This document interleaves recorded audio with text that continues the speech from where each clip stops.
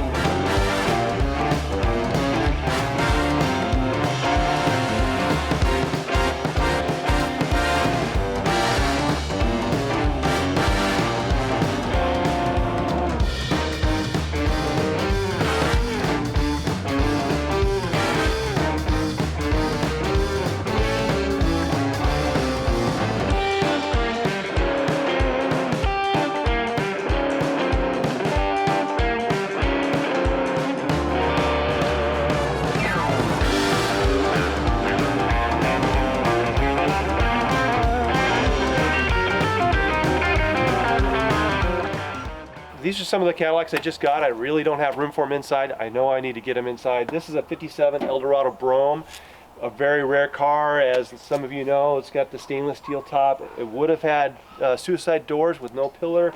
Many options. It's shorter, it's narrower than a normal 57 Cadillac. They only made just over 300 of them, and this would have been the car that had the shot glasses in the glove box from the factory. So it's one that a lot of people haven't seen one before, and my nicer ones are not here right now. This next car is a 57 Eldorado Seville, low mileage car, parked in 72, beautiful interior with factory seat covers on it. Low mileage, 75,000 mile car. I just need to get it inside and get it running again, and then someone's going to be really happy with that car when they get that. 59 flat top on the trailer. I don't have room for it, so I keep it on a trailer so I can move it in and out. But it came from Nevada last summer, and I just don't know what to do with it yet. I just like flat tops. 57 coupe. I love the patina on it. Cost me a 61 coupe, but I ended up with a 57 coupe, so I don't know who won, but I like it. Over in the corner you can see a bunch of blackberries, but really that's a really long shed full of fenders. It's so full I can't really know what's in the back of it, but I got a lot of rust-free fenders in there. Just a 61 parts car, lots of parts. I just got to finish a couple 57 Coupe de Ville, Sedan de Ville. Again, I'm probably going to put one together and sell it. We're selling both as is. It's a lot easier to sell a car that I don't have to work on. Someone else can do the enjoyment and work on it. Just some random parts I just haven't put away. 60 Fleetwood. Probably I don't want to make it a parts car because it's too nice. So I just can't. I can't turn cars into parts cars that someone else can fix. I just don't do it. Lots of random parts. I can't really tell you what all is there. Some early 40s stuff.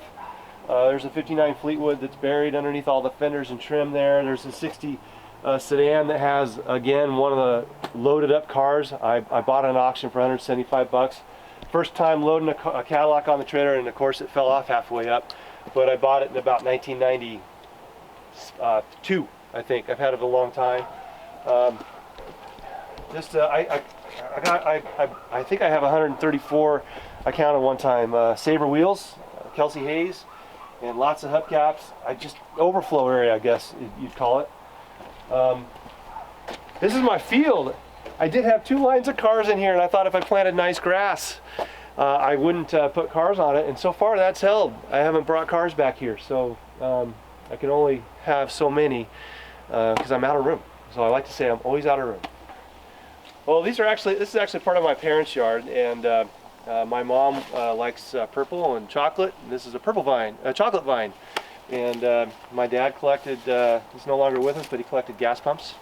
And together they decided to build a hedge and of gas pumps and chocolate vines, and every 8 feet there's a gas pump. And you know, some people would say they're rusting away, but I tell you, so many people love these things. So it just is nice to see that they're actually enjoyed and not just buried in some random garage. You know, everybody needs a 12-foot wide carport that's 60 feet long, but this ended up from just a couple bumpers. It kind of grew into a lot of parts. Unfortunately, these are a lot of 59 and 60, 61 grills, and cars had to give up their life. They were just parts cars, but you know, everything in here is for sale. I don't need any of it, so it's all on the table, and I'm out of room for more, so I need to sell some of this stuff.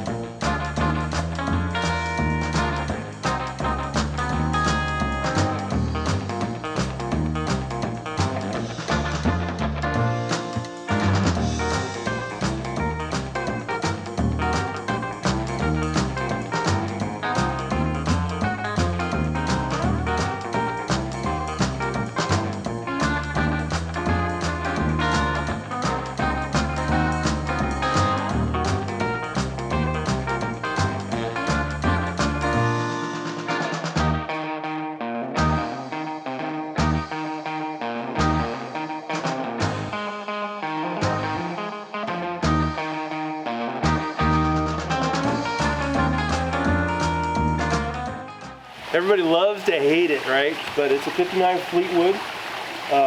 It did not start out to be a car in the pond. Our idea was to have like a mid-30s grill shell from a Cadillac that was rusty and crusty, and just have a little sprinkler going through. And everybody's done that. It wasn't a matter of everybody's done it. It just didn't fit. And I've been searching for this 59 Cadillac. I've heard forever in town, and I never could find it. Finally, I found it, and it had been a 59 Fleetwood, been wrapped around a power pole. It had very little usable parts left on it, and we talked to somebody and said, well, let's make a couch out of the back end. Let's just use 3 feet to a pond. And then I started to cut the frame out and the body out, and I had it sitting on the concrete over right next to where the project is. And we decided just to leave the whole thing as is. So we built the pond with the idea of putting the car in it, and so the pond grew 4 times larger than it ever was going to be to fit the car and make it look right, and make it look like it was something in natural setting. and it took 6 of us to carry it in, and it was heavy. It was not something that was easy, but 6 guys carried it in about 45 feet or so and set it in place, and everything kind of grew around that. But it's a 59 Fleetwood. You know, a lot of people might hate it, but it has had more enjoyment as a car than anything I've ever seen on the road. More people love it that don't like cars. It's got, you know, 40, 50 koi in it that just enjoy life. They hide underneath the car when birds fly over, and cons are a lot of work, but I'm telling you, it's one of the best decisions we've made back here as far as people love it. 1958 Silver Streak, that we needed something to sit by the pond by and enjoy that Fleetwood in the water. Started out to be an outdoor kitchen, and it turned into a play bunkhouse. My boys sleep in it all the time. We put a pony wall under it so we can actually walk in without hitting our head. So it's never going to move. It's permanent, and you know, it's lived in more than a tiny house, I think.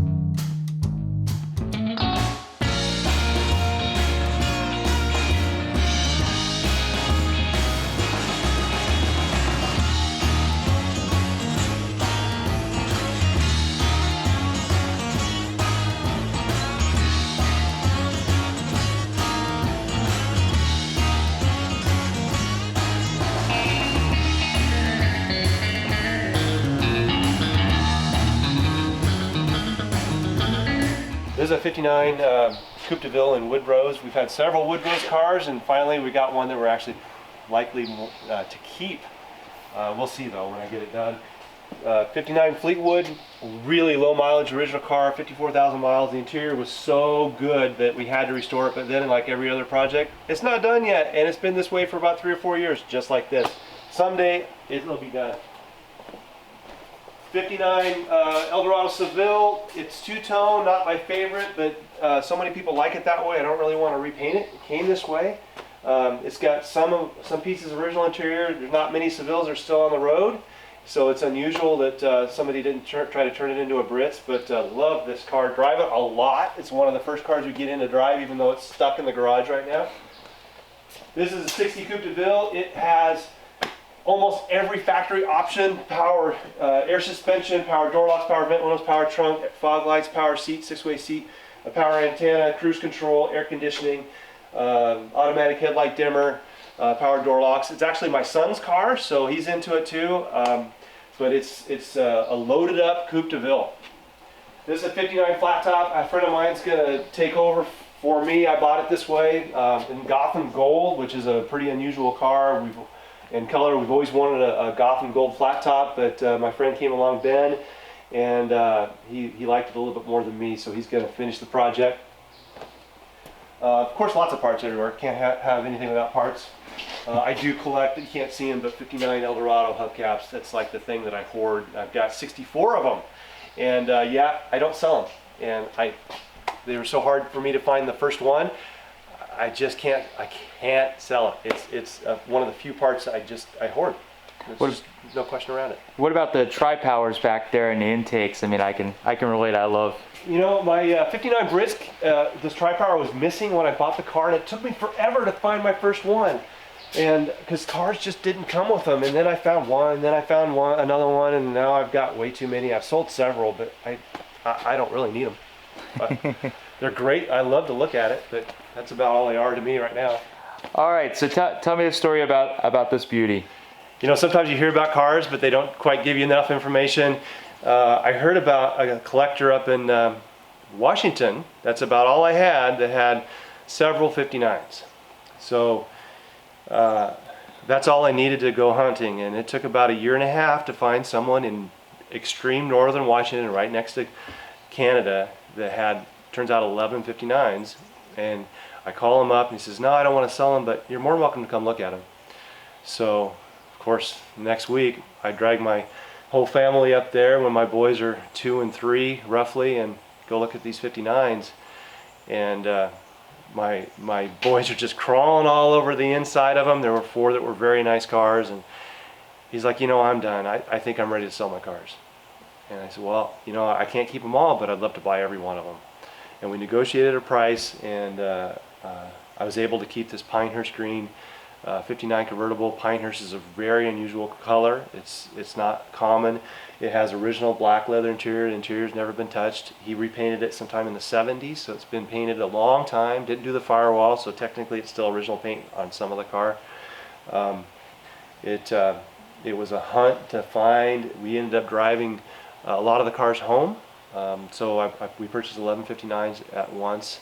The next few years I sold some of them, and I just sold the last one about 1 year ago. It's a 59 ambulance, the same model as the Ghostbusters ambulance, and it was sitting right where the camera's at.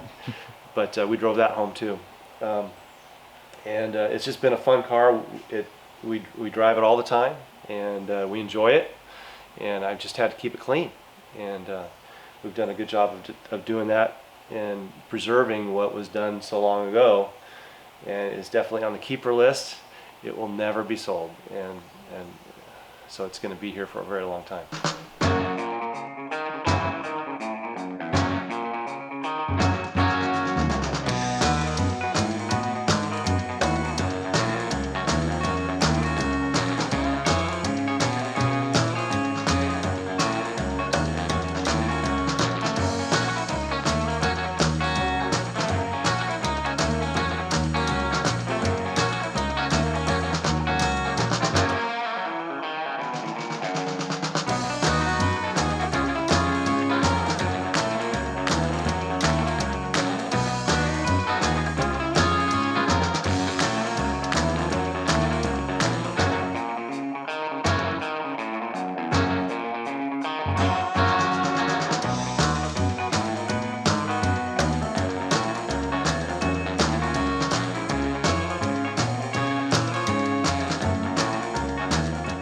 Hey, quick story on this. I bought that green 59 Fleetwood in the shop on the coast, and this guy said, hey, you got to come look at this. My boys were with me. They were about 3 and 4 or younger, maybe younger than that. And he had this 53 Seagrave fire truck, and he said, you can have it. Take it home. They can play all over it. And I kept looking at that thing. How am I going to bring it 200 miles home? And it just logistically, it's not a Cadillac, so I just couldn't do it. And then talking to my wife's like, look, I can build him a really cool Ford. I just need the car, right car. And we found this 41 Cadillac. It was in a junkyard with modern cars, no frame, and it was fairly complete car. Brought it home and just started building with no plans on what to do. And I cut it up and carried it over with about 3 or 4 guys, and it's pretty permanent.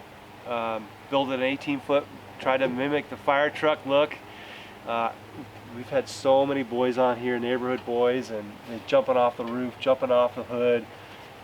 So much. We slept out here. So much fun on this thing. I used to want to, buy a bunch of 40s cars and sell them as a package to other guys that needed something in the backyard. Never quite did that, but this has been so much fun in the backyard to have this play for it. Built-in. I don't know what you call it. Built-in park in the backyard that. It's a pretty safe environment for anybody to grow up in. I'm just a big kid, and this has been a fun 41 Cadillac fire truck play for it, and looking forward to using it forever, because it's not moving. It's stuck. It is cemented in. So now we're in the house garage. These are the older Cadillacs. They don't quite fit with the 59s as much.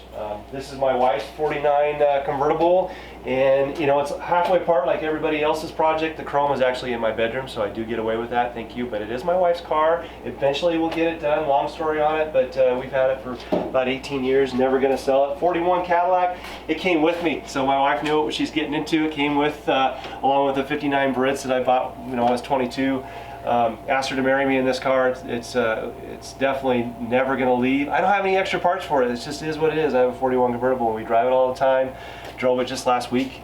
It starts every time I try, even if I don't drive it for a year. It's got the original flathead in it currently, and it was restored in the 60s. It's got the nicks, scrapes and bumps of any car that was done back then that was been used and enjoyed. And definitely, I had to put seatbelts in the back for the boys' car seats. Still have no seatbelts in the front, and top does work, but the top has to be down. It's convertible. It's always down. But it's well enjoyed, and we get it out whenever we can. The heaters don't work. I mean, it just kind of rambles down the freeway and the road, rattles along the way. You know, nobody has a big enough garage. This was added on 12 feet when I first bought the house because the Cadillacs wouldn't fit very well. But over time, you end up adding more and more. I had to add a working area of a carport, and my sons, who are just out of high school and just into high school, still almost done, they're into old cars too. 64 F-150 that my younger son has, and they share a 61 Olds convertible bucket seats loaded up car, but they own that together, inherited from my brother. But they enjoy old cars, thankfully, so I got lucky there. Hopefully everyone else does too. And above us is stainless steel. It's full, so if you do add on, add storage. So how many, do you have a guess how many pieces of stainless steel you have? Oh, I wish. How many feet of stainless steel? If it was sold by the foot, I don't think I'd have to work the rest of my life. Luckily, I know what's up here, but there's a lot of stainless steel. Thanks for coming. That's the Cadillac tour. You know, I grew up around cars and family, and we were always doing something involving cars or getting something, and I've been doing the same, and my boys have been a part of it. My older brothers are into old cars, and their children, and you know, it's kind of going to continue on, and I hope it does for many generations to come, and I hope these things just don't go away. I hope everyone enjoys them.